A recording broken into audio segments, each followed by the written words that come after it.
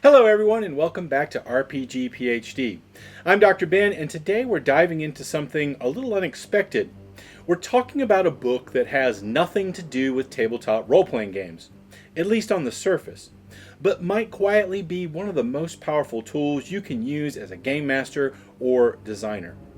It's called The Timeless Way of Building by Christopher Alexander, and while it was written for architects, designers, and urban planners, it turns out it has wildly useful insights for building dungeons, cities, adventures, and entire role playing game worlds that feel alive, intuitive, and organically interconnected.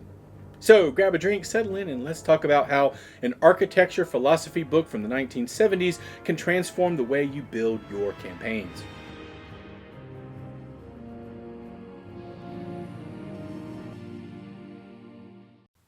What makes a fantasy city, dungeon, or setting feel alive?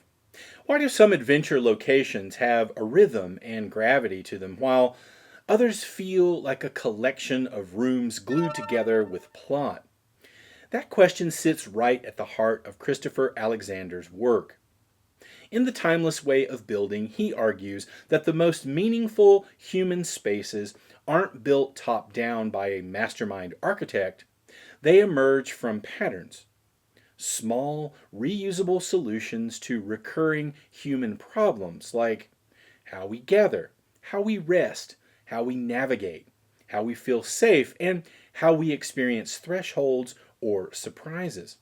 When these patterns combine, they form what Alexander calls a pattern language, a network of experiences that make a place feel coherent and alive. Not because of lore or maps or backstory, but because of how the space invites behavior. And that's where this becomes incredibly useful for role playing games.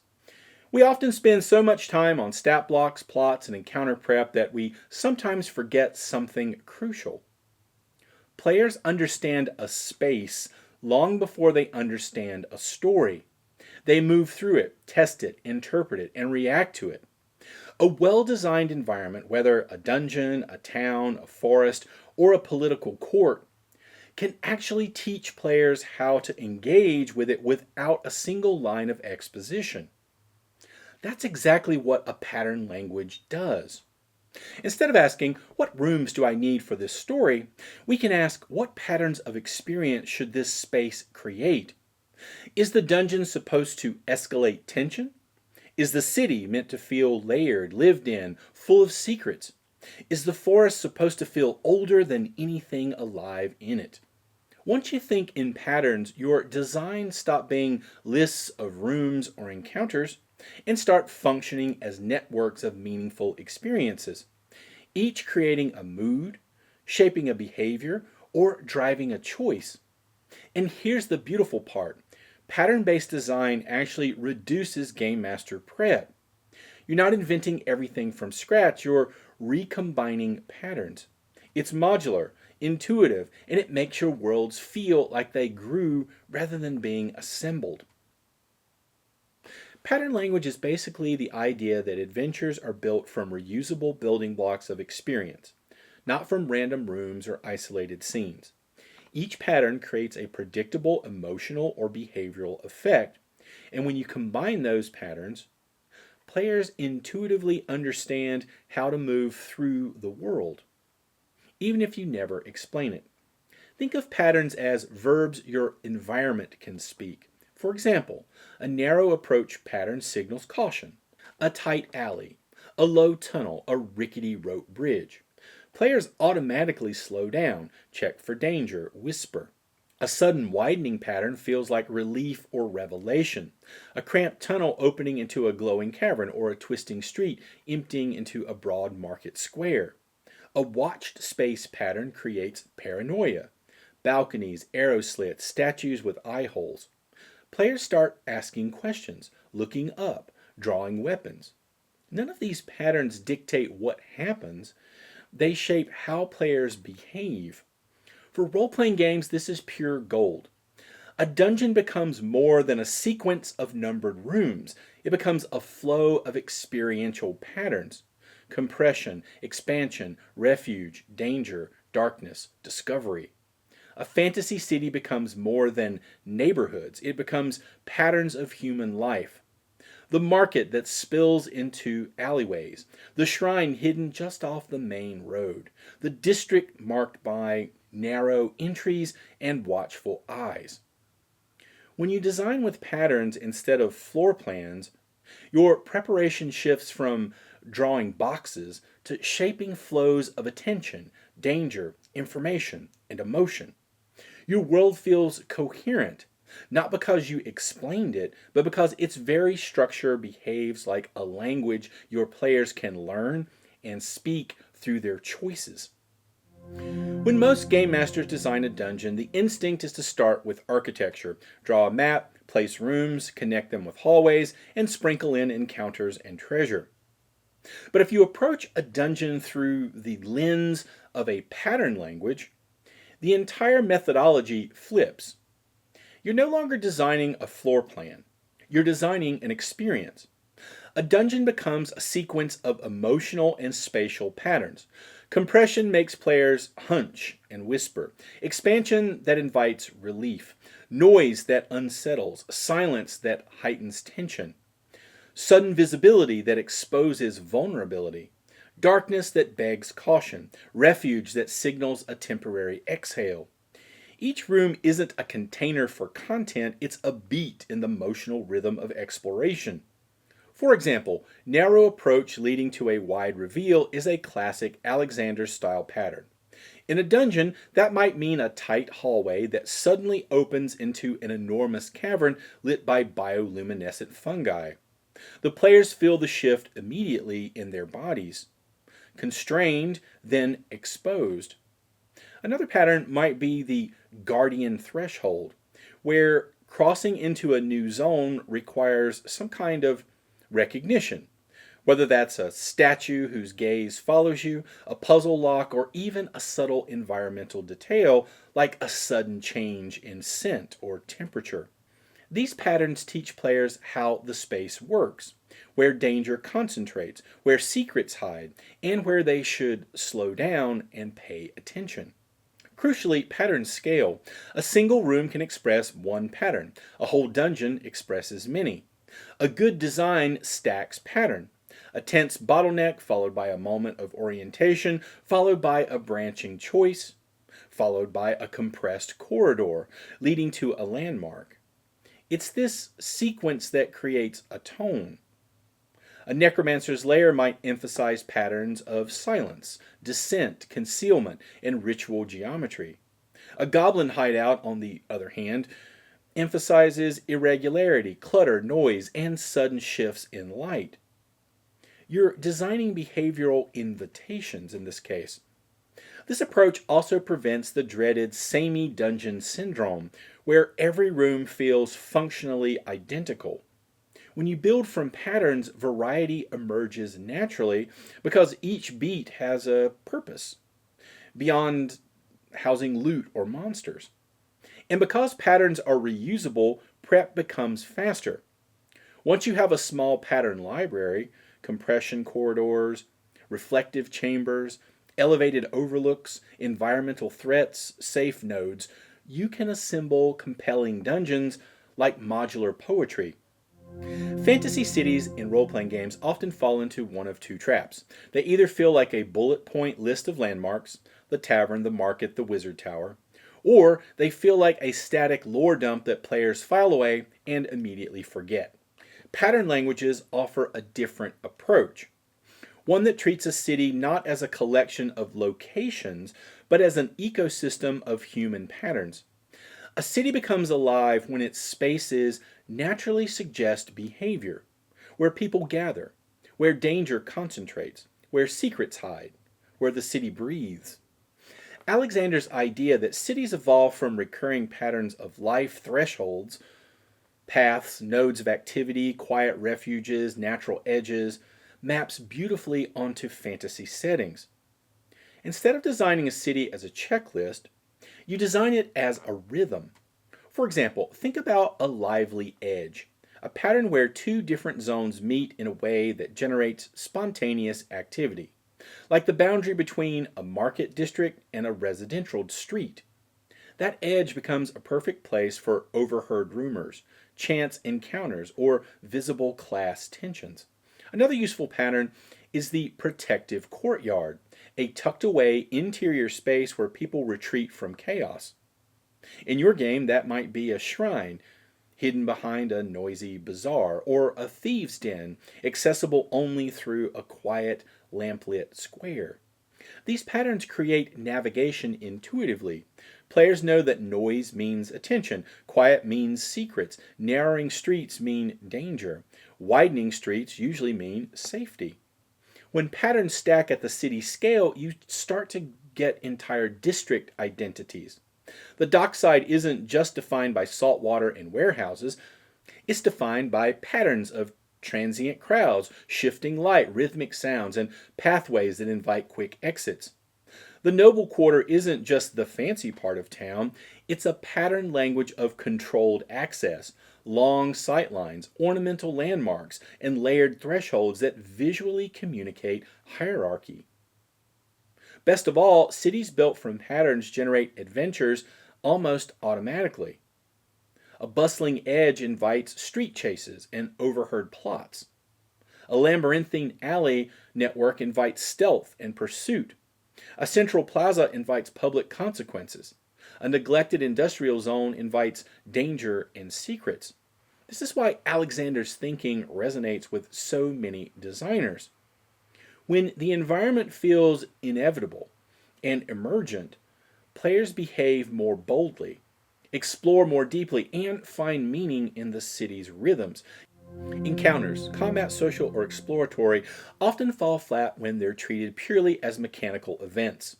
A fight where enemies appear in a room is just numbers. A negotiation where an NPC talks at the group is just exposition. A mystery where clues sit in plain view is just homework.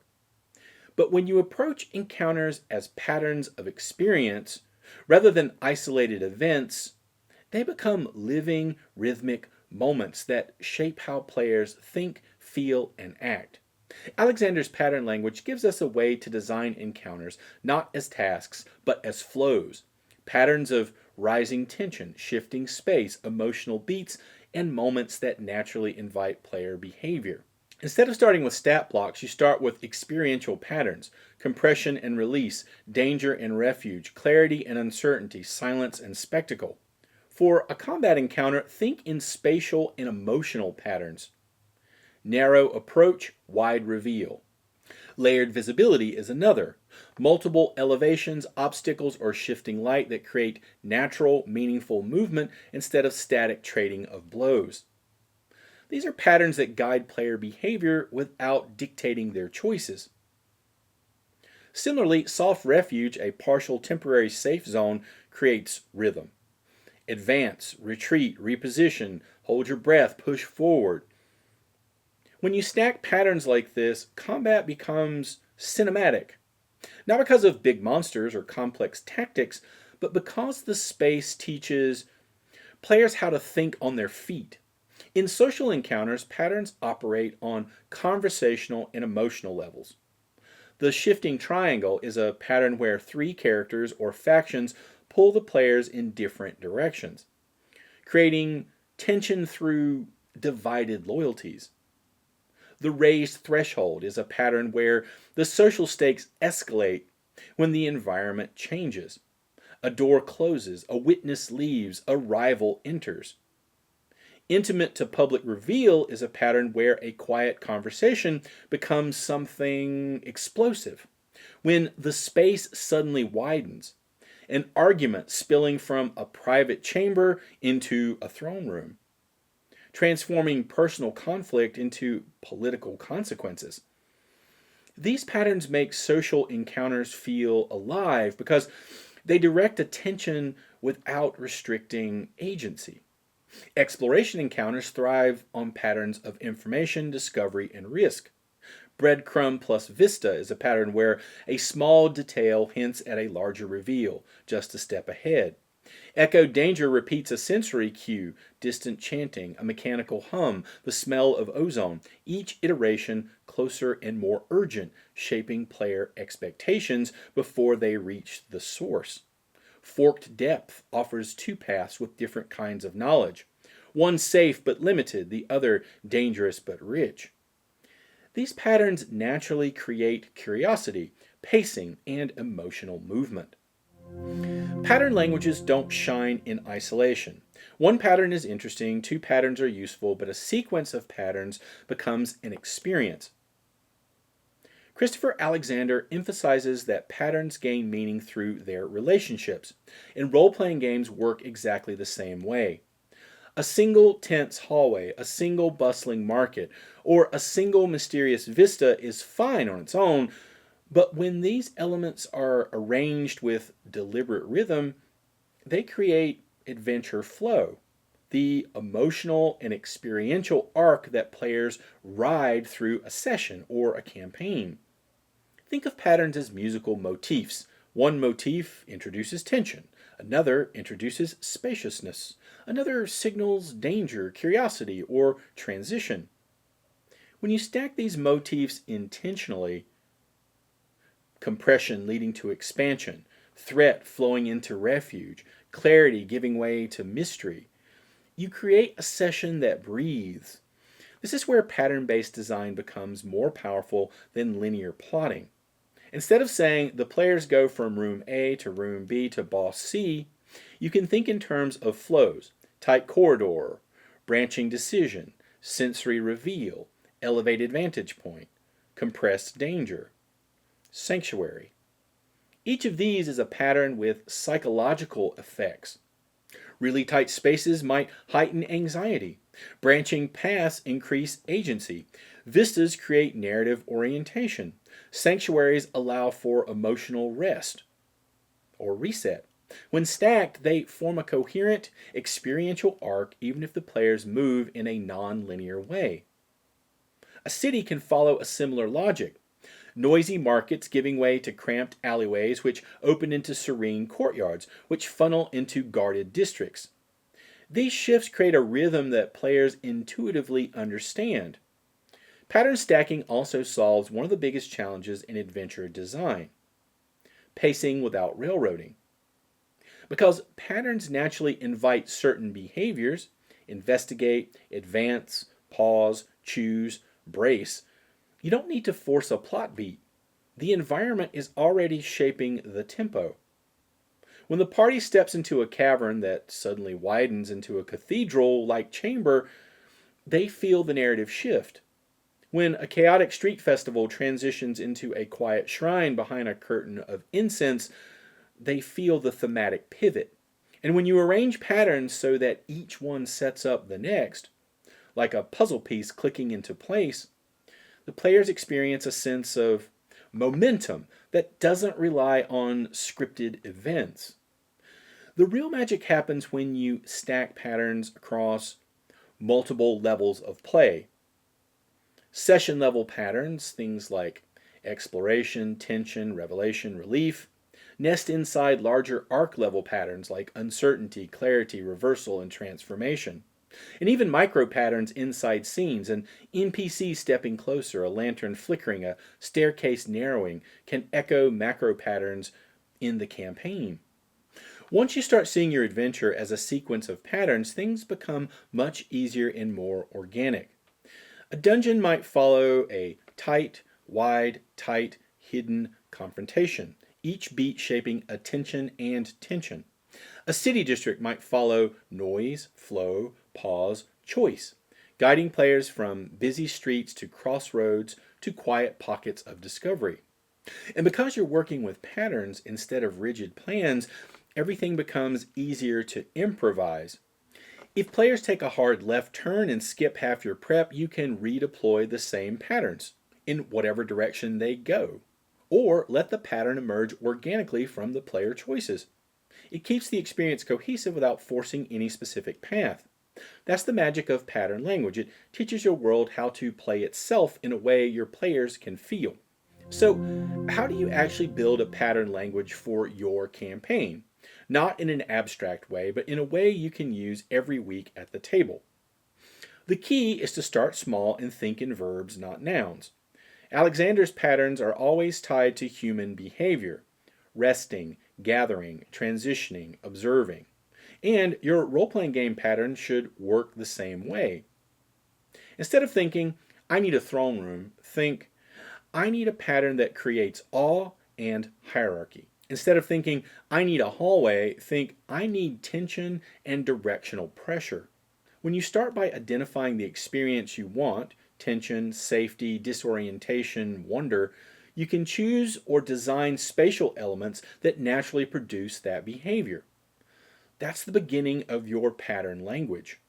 The next step is to curate a small library of patterns you love. These might be things you've used before. The narrowing corridor that forces single file movement. The balcony overlook that gives players a preview of danger.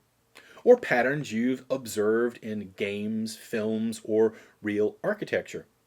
Write them down. Give each one a short name. Identify the behaviors they produce. Threshold of light, echoing chamber, crowded artery, sacred corner, maze heart, watcher's perch. Your pattern list doesn't need to be long. 12 to 20 patterns is enough to design entire adventures. What matters is that each pattern is tied to a predictable emotional or behavioral effect. Once you have the list, you can recombine these pieces endlessly, the same way Alexander's architectural patterns recombine to build houses, streets, and cities. The third step is to apply your patterns at multiple scales. A dungeon level might follow patterns like compression, choice, vista, danger, refuge, while an individual room uses micro patterns like shadowed corner or raised platform. A city district might express patterns like noisy edge, narrow artery, hidden sanctum, while an individual street uses broken sightlines or public to private gradient. When your patterns echo across scales, big pattern rhymes with little pattern, you create that sense of a world with internal logic. Finally, treat your pattern language as alive, not static. Refine patterns based on how your players respond. Did the echoing chamber make everyone instinctively quiet? Great, keep it. Did the exploding vista feel overwhelming instead of awe-inspiring? Modify it. Alexander believed that patterns should grow from real human experience, and role-playing game patterns should grow from your table's lived experience of play.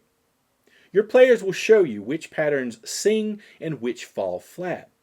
Over time, this becomes one of the most powerful tools in your game mastering repertoire. A personalized, evolving vocabulary of experiences that help you build worlds that feel natural, intentional, and alive without over-preparing or over-scripting a single thing. Christopher Alexander's work reminds us of something surprisingly modern for a 1979 architecture text. That good design is not about inventing from scratch, it's about recognizing patterns that already work and arranging them with care. Role-playing games thrive on exactly the same principle. Your players don't need perfect maps, flawless story logic, or encyclopedic lore. They need environments that invite action, choices that feel meaningful, and spaces that seem to breathe with their own internal logic. A pattern language gives you the tools to do all of that without drowning in prep. It replaces the anxiety of, I need to build everything, with the confidence of, I know the kind of experience I want to create, and I have the patterns to make it happen. When you think in patterns, flows of tension, cycles of discovery, transition between spaces, rhythms of danger and refuge, you start building worlds that feel lived in, coherent, and alive. And that's where we'll leave things for today. If this gave you a new lens for thinking about your adventure spaces, if it helped you see your dungeons, cities, or encounters as patterns, or how you might be able to use pattern language in your campaigns, I'd like to hear about it. So drop a comment with a pattern that you've intentionally or accidentally used for years, or one you're excited to try in your next session. And if you want more deep dives into the craft of running games, please hit that like, subscribe, and share this with the game master in your life who loves building worlds. And as always, thanks for watching. See you next time.